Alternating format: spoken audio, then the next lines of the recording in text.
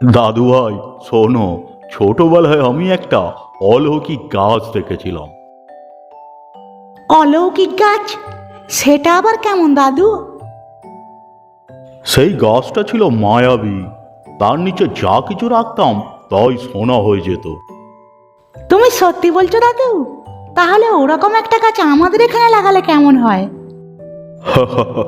হয়তো এই গাছটাকেও তুমি অলৌকিক করে তুলতে পারো। সঠিক যত্ন নাও, দেখবে গাছ ভালোবাসা পেয়ে তোমার জীবনকেও সুন্দর করে তুলবে।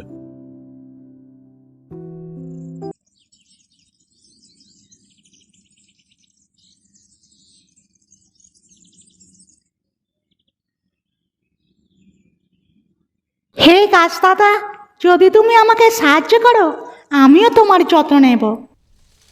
হঠাৎ গাছের পাতাগুলি একটু নড়ে ওঠে। মনে হচ্ছে যেন সে নান্টুর কথা শুনছে। কিছুদিন পর গাছের নিচে সোনার রঙে পাতা পড়তে শুরু করে। সেটি দেখে নান্টু দাদুর কাছে দৌড়ে গেল।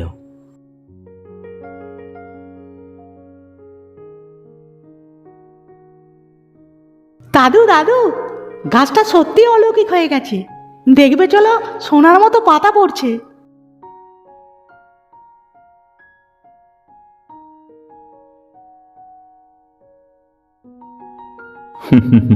হ্যাঁ, গাছের ভালোবাসাই তো আসল সোনা নাতি।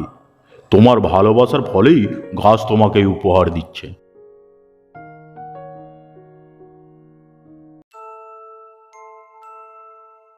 নান্টু, এই যে তুই বললি গাছটি অলৌকিক, দেখি তো কি হয়।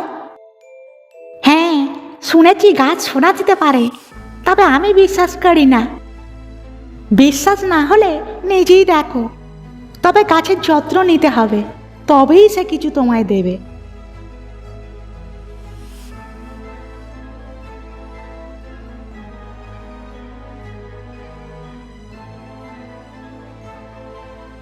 গাছ দাদা, যদি তুমি আমাদের কিছু সোনা দিতে পারো, আমরা তোমার আরো যত্ন নেব। তখনই গাছের পাতাগুলি আবার একটু নড়ে ওঠে। নান্টুর বন্ধুরা থেকে অবাক হয়ে তাকায়।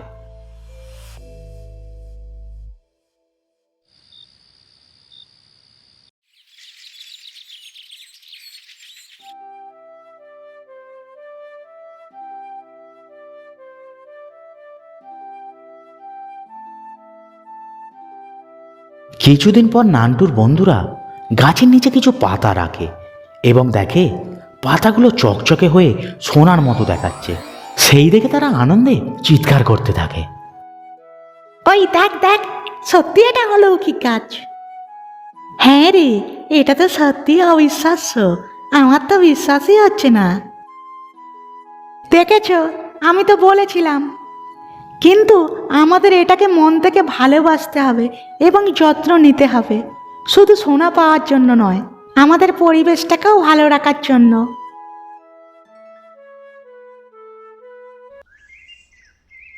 নান্টু ও তার বন্ধুরা এখন প্রতিদিন গাছের যত্ন নেয়। গাছ ধীরে ধীরে বড় হয় এবং তার ডালপালা ছড়িয়ে পড়ে। চারপাশে পাখিরা আসে, ফুল ফোটে। গাছটা পুরো বাগানকে জীবিত করে তোলে।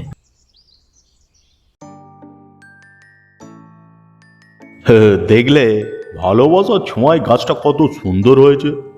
তোমাদের যত্নই তাকে অলৌকিক করে তুলেছে। হ্যাঁ দাদু, আমি বুঝতে পেরেছি আসল সোনা হলো আমাদের যত্ন এবং ভালোবাসা। হ্যাঁ হ্যাঁ, আমাদের অলৌকিক গাছ, আমরা তোমায় ভালোবাসি।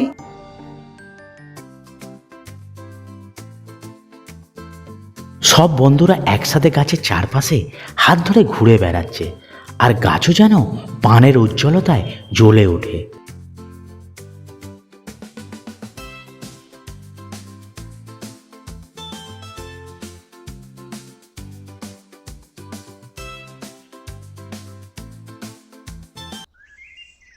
গাছটি ক্রমশ বড় হতে লাগে এবং তার ছাওয়ায় আরও পশু পাখি কীটপতঙ্গ আসতে শুরু করে। নাতি ও তার বন্ধুরা গাছের সাথে আরও সময় কাটায়।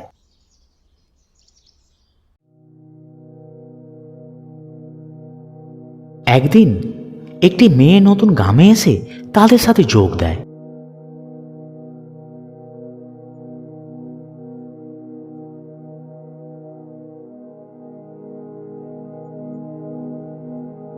তোমরা কি সব সময় এখানে এই গাছটির যত্ন করো? আমি শুনেছি এই গাছটি নাকি অলৌকিক গাছ। হ্যাঁ, এটাই আমাদের মায়াবী গাছ। আমরা সবাই মিলে এর যত্ন নিই। যদি তোমাদের মতো আমিও এর যত্ন নিতে পারতাম খুব ভালো লাগতো। অবশ্যই পারবে। গাছের কাছে কেউ আসলেই সে নতুন বন্ধু হয়ে যায়।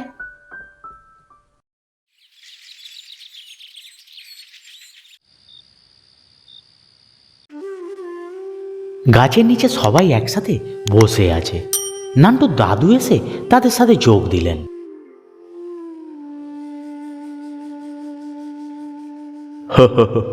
অলৌকিক শক্তি শুধু গাছেই নয়, তোমাদের বন্ধুত্বতেও আছে। তোমরা যেভাবে একসাথে আছো সেটা সবার জন্যই উদাহরণ। তা তো কি বলছো? আমাদের বন্ধুত্বই কি অলৌকিক? অবশ্যই, প্রকৃতিতে সব কিছুর মধ্যেই অলৌকিকতা আছে, শুধু দেখতে জানাটা দরকার। তোমাদের একতা, ভালোবাসা এবং সবার প্রতি যত্নই হলো আসল ম্যাজিক। তাই দাদু, আমরা এই অলৌকিক গাছটাকে শুধু নিজেদের জন্য নয়, সবাইকে উৎসর্গ করছি। হ্যাঁ হ্যাঁ, এই গাছটা আমাদের নয়, পুরো গ্রামের এটা। গ্রামের সবাই গাছটিকে দেখতে আসে এবং গাছের আশেপাশে ঘোরাফেরা করে। গাছের পাশে বাচ্চারা খেলা করে। গাছটি ধীরে ধীরে বড় হয়ে এক বিশাল ছাতার আকার ধারণ করে, যেন সবাইকে সুরক্ষা দিচ্ছে।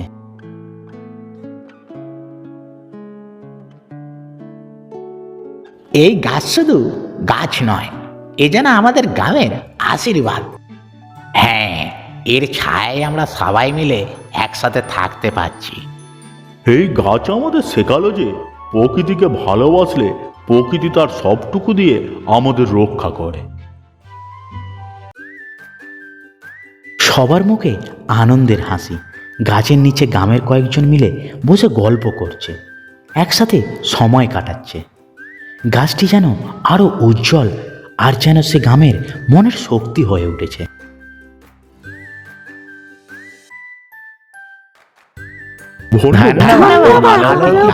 তুমি তুমি আমাদের আমাদের ভালোবাসা, ভালোবাসার সুখের প্রতীক।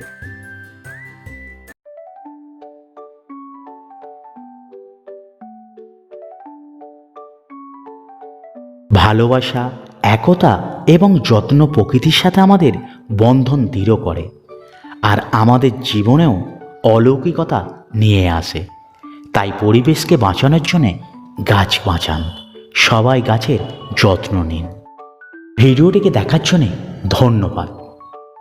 ভিডিওটি বানাতে যেমনই হোক না কেন অনেকটা পরিশ্রম করতে হয়, তাই দয়া করে ভিডিওটাকে একটি লাইক করে বন্ধুদের শেয়ার করে দিও এবং চ্যানেলটিকে সাবস্ক্রাইব করে পাশে থাকা বেল আইকনটি অল করে দিও। তাহলে ভিডিও আপলোড করার সাথে সাথে সবার আগে ভিডিওর নোটিফিকেশান তোমার কাছে পৌঁছাবে। তোমরা যদি পাশে থাকো এবং সাপোর্ট করো তাহলে আরও ভালো ভালো ভিডিও বানাতে উৎসাহ পাবো।